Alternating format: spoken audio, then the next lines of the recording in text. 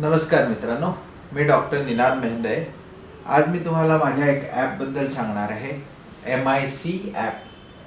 Basically हे app काय करतं तर या गोष्टींचं सोल्युशन शोधतो. हे काय आहेत, माझ्याकडे काही पॅकेट्स आहेत औषधांचे जे डॉक्टरांनी मला रेकमेंड केलेले, पण सगळी औषधं घ्यायच्या आधीच मी बरा झालो. तर या उरलेल्या गोळ्यांचं आता करायचं काय?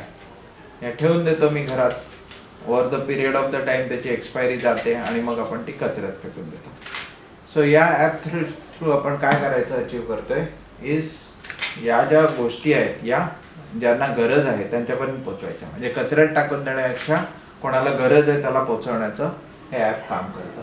तर medical information collector MIC. Basically जे अनयूज ड्रग घरात पडलेले आहेत ते लोकांपर्यंत रिडिस्ट्रीब्यूट करण्यासाठी हे ॲप बनवलं जाते. याची आयडिया मेडिसिन बाबा ओंकारनाथ शर्मा म्हणून एक माणूस आहे दिल्लीत. तो लोकांच्या घराघरात जाऊन मेडिसिन असे कलेक्ट करतो आणि त्याच्याकडे येणाऱ्या गरजूंना ते डिलिव्हर करतो. आपली ही आयडिया याच प्रकारची आहे, पण फक्त मोबाईल प्लॅटफॉर्म. सो अशा प्रकारचे ॲप्स ऑलरेडी मार्केटमध्ये अवेलेबल आहेत. 2017 पासून याच्यावर काम सुरू आहे आणि हे लोकांपर्यंत पोहोचवणं खूप गरजेचं आहे. म्हणजे आपण जर का काही आपल्या टेक्नॉलॉजी थ्रू लोकांचं गरजा पुरवू शकलो. आकडे बघायचे झाले तर साधारण 2 बिलियन लोकांना मेडिसिनचा ॲक्सेस बिलकुल नाही आहे.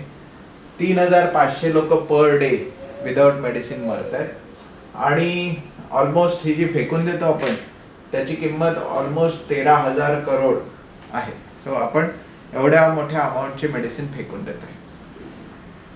सो आपल्याला या पर्टिक्युलर प्रोजेक्टसाठी मदत कोणाकोणाची लागते तर NGOज या ॲपशी कनेक्ट होऊ शकतात. तर तुमचे कोणी कॉन्टॅक्ट असतील तर निश्चितच मला कॉन्टॅक्ट करा. May be doctors, hospitals, distribution centres, volunteers. So basically आपलं ॲप हे इंडियासाठी आहे so that no poor is decline the opportunity to get the medicine.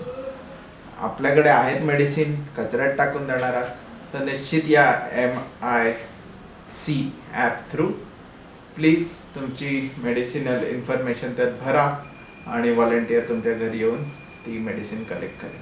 धन्यवाद.